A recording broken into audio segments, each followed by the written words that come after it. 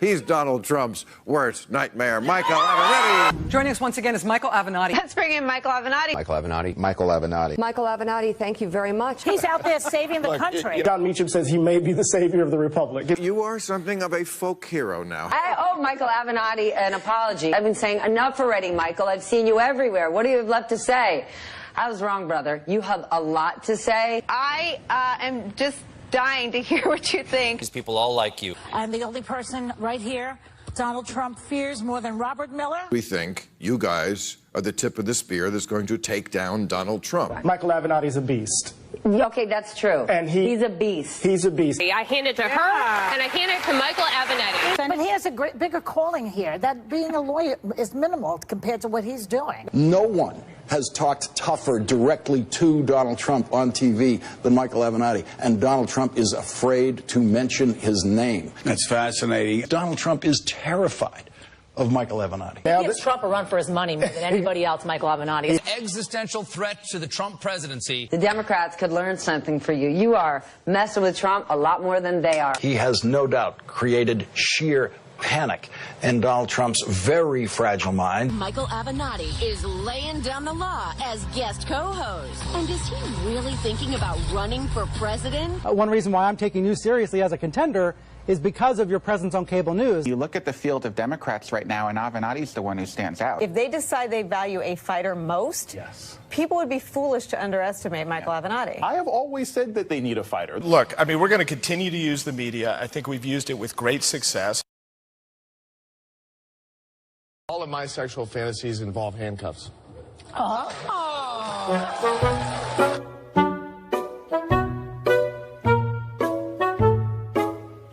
California attorney Michael Avenatti was deeply in debt, owing money to former clients, former law partners, and two ex-wives for alimony and child support when he tried to extort $25 million from sports apparel giant Nike, this according to federal prosecutors' claims. The lawyer who became a national figure when he represented porn actress and stripper Stormy Daniels in her case against President Trump was in errors in the tune of conservatively in excess of $15 million, the authorities assert in court papers filed late Christmas Eve in New York City. Avenatti denied the claim when contacted by the Associated Press. Quote, "Any claim that I was $15 million in debt is ridiculous, absurd, and laughable," the 48-year-old attorney said. Quote, "I look forward to the upcoming trial, at which time I will be exonerated and the truth will be known."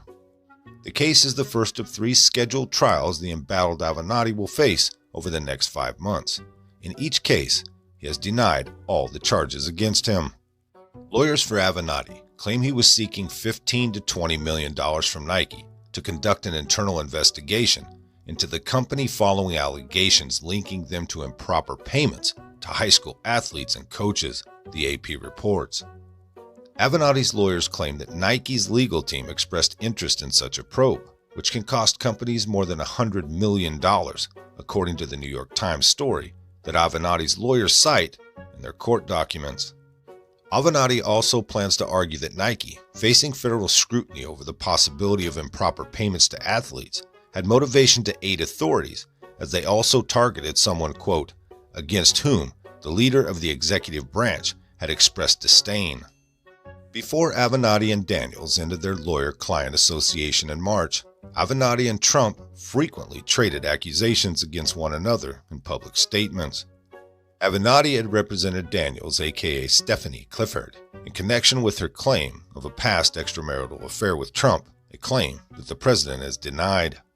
In addition to the Nike case, Avenatti faces an April trial over allegations that he stole $300,000 from Daniels, and a May trial over allegations that he stole millions from clients to pay personal and business expenses and lied to the IRS and a Mississippi bank about his financial history. If the Trump era has taught us anything, it would be that the Italian word for schadenfreude is Avenatti. The once ubiquitous attorney has seen better days. The man who was once courted as a possible Democrat presidential candidate is now remembered, if he's remembered at all, as a creepy porn lawyer. All of his badass talk about taking down Trump and preventing Associate Justice Brett Kavanaugh was for nothing. All of his big grandiose promises were predictably empty, and now, once again, this cocky little prick has been arrested. This from the Daily Beast. Ex-Stormy Daniels lawyer and Trump antagonist Michael Avenatti was led out of the state bar court in Los Angeles by federal agents on Tuesday evening. The arrest occurred outside the disciplinary hearing in which the State Bar of California had accused a hard-charging, tough-talking attorney of using a doctored document to scam a client out of nearly $800,000, funneling money from a lawsuit settlement fund to his own personal use. As Avenatti was being led out of the court, the normally obnoxiously long-winded lawyer said simply, quote, completely innocent. Well, of course he did. Apparently, he violated the terms of his pretrial release. Getting arrested while you're in court for another crime is some serious next-level shit. Avenatti is also in legal trouble in New York, as I mentioned earlier. And again, as I mentioned earlier, he's completely innocent there in New York as well. The crazy thing is Avenatti isn't embarrassed about any of these problems he's created for himself, because he's incapable of shame. No matter what the man does, no matter how awful he is, he always finds a way to make it somebody else's fault. Come to think of it, he would have been a great Democrat presidential candidate. But if you're one of the many, many desperate people who cheered on Avenatti because you hate Trump so much that you don't care about anything else, maybe now you've learned something. Now that's unlikely, but then again, I'm an incurable optimistic. Well, I hope Brian Stelter's doing okay. He really, really liked the creepy porn lawyer. And on that note, I'm going to call it a day. If you liked it, hit that like button. Subscribe if you haven't. Leave a comment down below. There's a PayPal link in the description box, so please put $1 in the bucket on the way out the door. I'd like to thank everybody for all your donations. They're much needed and much appreciated. Now, with all that being said, we'll see you next time. Come on, move. Move. Easy, easy.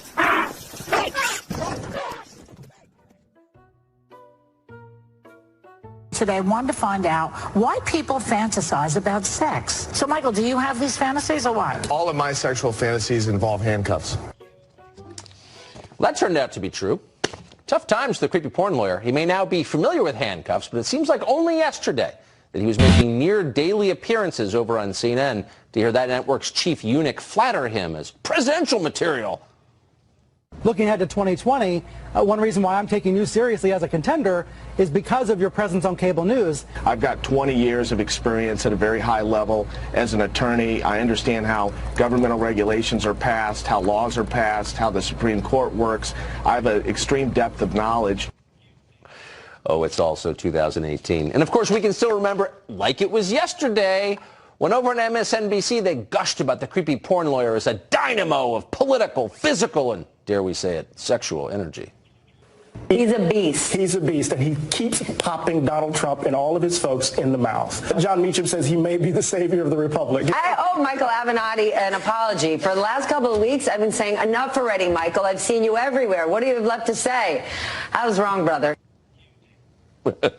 These people, you couldn't make it up. Times have changed a lot for CPL. He's no longer haunting your television screen or lurking in the space underneath your bed. Instead, he's haunting a jail cell. While attending a disbarment meeting that could force him to drop the term lawyer from his name, CPL was arrested by federal agents who say he continued to break the law even after his first arrest last March. For details on this, we go, as we always do, to Chief Breaking News correspondent Trace Gallagher. Hey, Trace. Hey, Tucker, you talk about a tangled web. While he was at the hearing before the California Bar Association accused of scamming his clients out of millions of dollars, Stormy Daniels' former attorney was arrested by IRS agents who accused him of violating his bail by laundering money and committing wire fraud.